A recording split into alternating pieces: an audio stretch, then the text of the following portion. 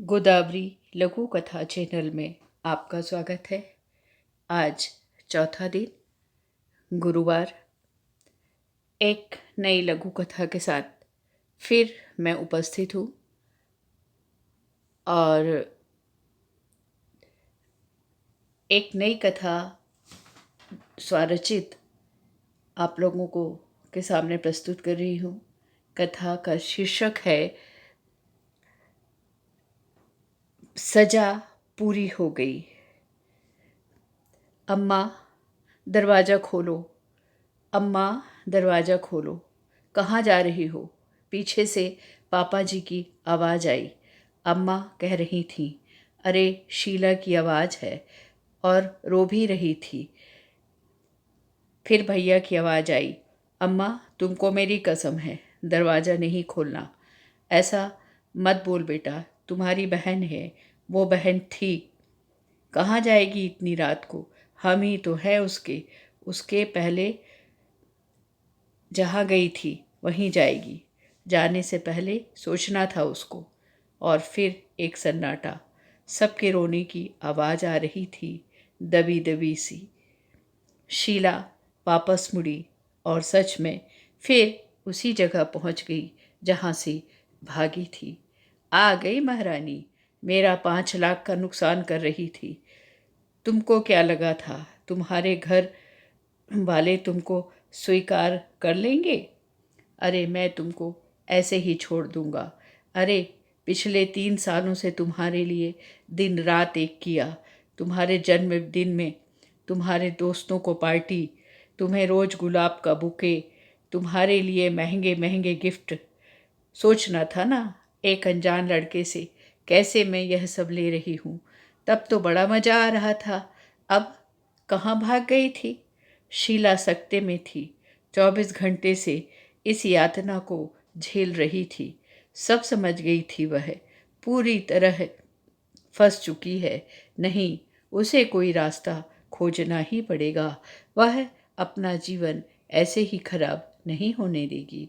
उसने दिखावा करते हुए कहा, अब जैसा तुम कहोगे वैसा ही करूँगी। अब तो मेरे लिए कोई रास्ता नहीं बचा। ठीक है, हमारा वार डांस रेस्टोरेंट चलता है, उसी में काम करना होगा।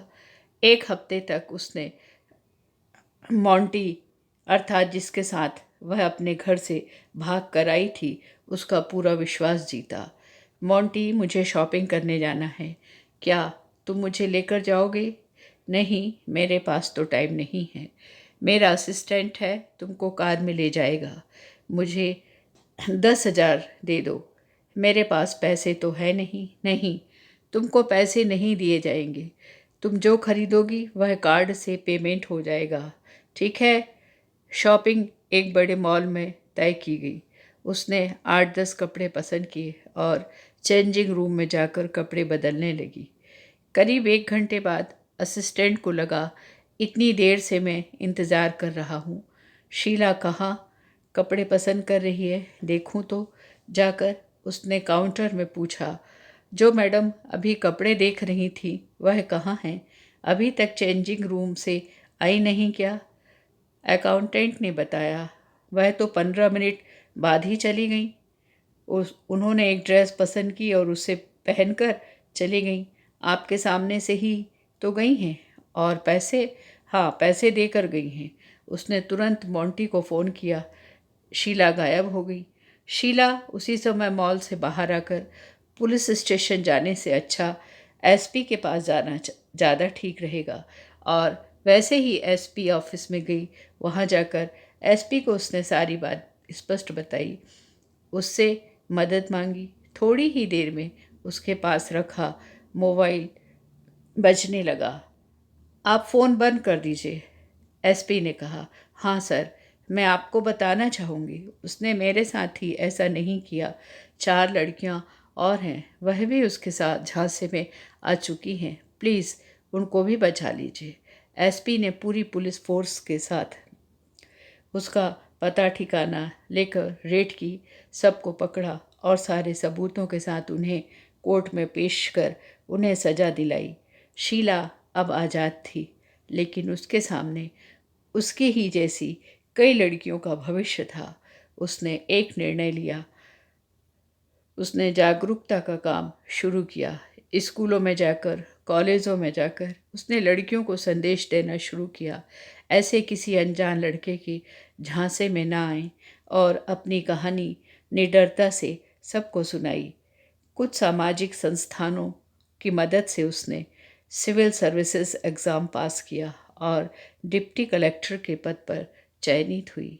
आज शीला अपने पापा का चरण स्पर्श कर माफ़ी मांग रही थी। बड़ा भाई और माँ उसे चिपका कर रो रहे थे। उसकी सज़ा आज पूरी हो गई। मित्रों, आज जो समय चल रहा है उसमें इस प्रकार के प्रकरण हमेशा सामने आते रहते हैं। उनसे बच्चों को सावधान रहना चाहिए, सतर्क रहना चाहिए। ऐसा ही संदेश देती हुई मेरी यह लघु कथा आप लोगों को पसंद आई होगी। बहुत बहुत धन्यवाद।